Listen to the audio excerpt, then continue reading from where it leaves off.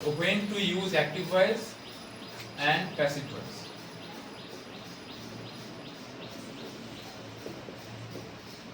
Grammar নিয়ম যা থাকবে থাকবে. First of all, we need to understand why there are two kind of voices and when we need to use them. আগে এই কনসেপ্টটা তৈরি করতে হবে. এই কনসেপ্ট যদি না থাকে তাহলে তো আমি অ্যাক্টিভ ভয়েস ইউজ করতে পারবো না, প্যাসিভ ভয়েস ইউজ করতে পারবো না. আমার শুধু নিয়মটা জানা থাকবে, but I will never be able to apply it in my personal life. দুটো দেখো, একটা রয়েছে অ্যাক্টিভ ভয়েস আর একটা রয়েছে প্যাসিভ ভয়েস. প্রথমে আবারও বলছি কনসেপ্ট বিল্ড আপ করতে. অ্যাক্টিভ ভয়েস কখন আমরা লিখবো বা কখন ইউজ করব? যখন আমাদের ফোকাসটা হবে যে কাজ করছে তার উপর, মানে যেখানে সাবজেক্টটা বেশি ইম্পর্টেন্ট থাকবে, সেখানে আমরা ডুয়ার লিখতে পারি বা সাবজেক্ট লিখতে পারি. when the doer or the subject is important, সেখানে হচ্ছে আমাদের অ্যাক্টিভ ভয়েস. কারণ অ্যাক্টিভ ভয়েস শুরু হয় কিভাবে? সাবজেক্ট থাকবে, ভার্ব থাকবে, অবজেক্ট থাকবে. এই ফর্মেটে আমরা অ্যাক্টিভ ভয়েস লিখব, তাই তো? তাহলে সাবজেক্টটা আমাদের কাছে ইম্পর্টেন্ট বেশি. প্যাসিভ ভয়েস কখন ইউজ করব? যখন অ্যাকশনটা বেশি ইম্পর্টেন্ট. কে করছে আর তার ইম্পর্টেন্ট নয়, কি করা হচ্ছে সেটা বেশি ইম্পর্টেন্ট.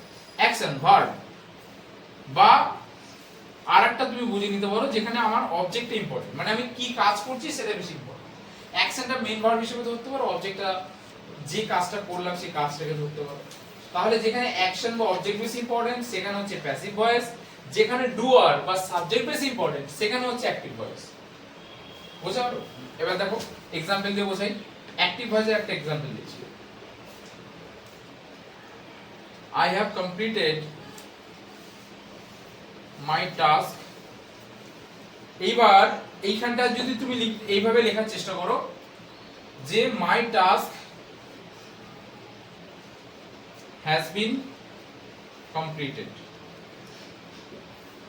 বাই দিয়ে তুমি সাবজেক্টটা দিলে, তাহলে এখানে আমি ফোকাস করছি যে কাজটা কমপ্লিট হয়ে গেছে এটার উপরে. টাস্কটা যে কমপ্লিট হয়ে গেছে এই ফ্যাক্টর উপরে আমি বেশি স্ট্রেস দিচ্ছি. কে কমপ্লিট করেছে সেটা ইম্পর্টেন্ট না, কাজটা কমপ্লিট হয়ে গেছে এটা বেশি ইম্পর্টেন্ট. আর এখানে ক্ষেত্রে I have completed my task, এখানে তুমি যে তোমার নিজের কাজটা কমপ্লিট করে দিয়েছো, তোমার যা যা হোমওয়ার্ক ছিল সেটা কমপ্লিট করে দিয়েছো, এটার উপরে স্ট্রেস দিচ্ছো. তাহলে এখানে সাবজেক্ট আগে আছে, অ্যাক্টিভ ভয়েস. ভয়েস চেঞ্জ বা active voice, passive voice point out করতে গেলে আমাদেরকে ভার্বের স্ট্যাটাসটা দেখতে হবে যে ভার্বটা কোন স্ট্যাটাসে রয়েছে. এখানে দেখো বি ভার্ব প্লাস ভার্বের থার্ড ফর্ম রয়েছে, এখানে be verb plus been plus ভার্বের থার্ড ফর্ম পারফেক্ট টেন্সের, এটা প্যাসিভ ভয়েসে রয়েছে.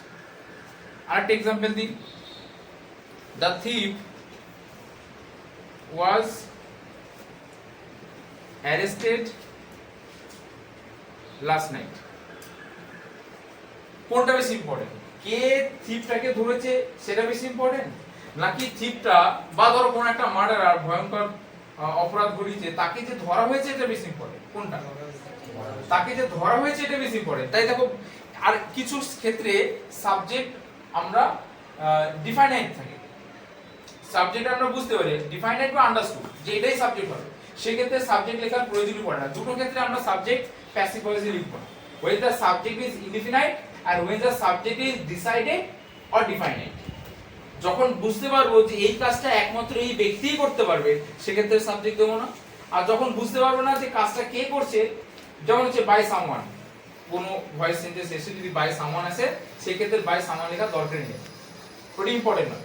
ইনডিফিনাইট হলে সেখানে সাবজেক্ট লেখা দরকার পড়ে না. এইখানে দেখো থিপকে কে অ্যারেস্ট করতে পারে? তাহলে পুলিশটা আন্ডারস্টুড, যেহেতু পুলিশটা আন্ডারস্টুড এখানে দরকার বাই দ্য পুলিশ লেখার প্রয়োজনই নেই. এবার পুলিশ রয়েছে তো থিপকে ধরার জন্য বা অপরাধীকে ধরার জন্য, এটা আলাদা করে বলার অপেক্ষা রাখে না.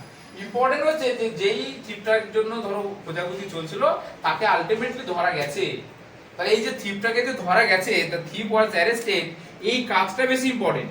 পুলিশ ধরেছে সেটাই বেশি ইম্পর্টেন্ট নয়, পুলিশ তো রয়েছে চোরদেরকে ধরার জন্য, ওটা ইম্পর্টেন্ট নয়. ইম্পর্টেন্ট হচ্ছে যে ভয়ঙ্কর অপরাধটা ঘটেছিল তাকে ফাইনালি ধরা গেছে. তাহলে যখন আবারও বলছি প্যাসিভ ভয়েস কখন? যখন অ্যাকশন বা অবজেক্টটা বেশি ইম্পর্টেন্ট হবে তখন প্যাসিভ ভয়েস, আর যখন ডুয়ার যে কাজটা করছে সে বেশি ইম্পর্টেন্ট হবে তখন তোমাদেরকে ইউজ করতে হবে অ্যাক্টিভ ভয়েস.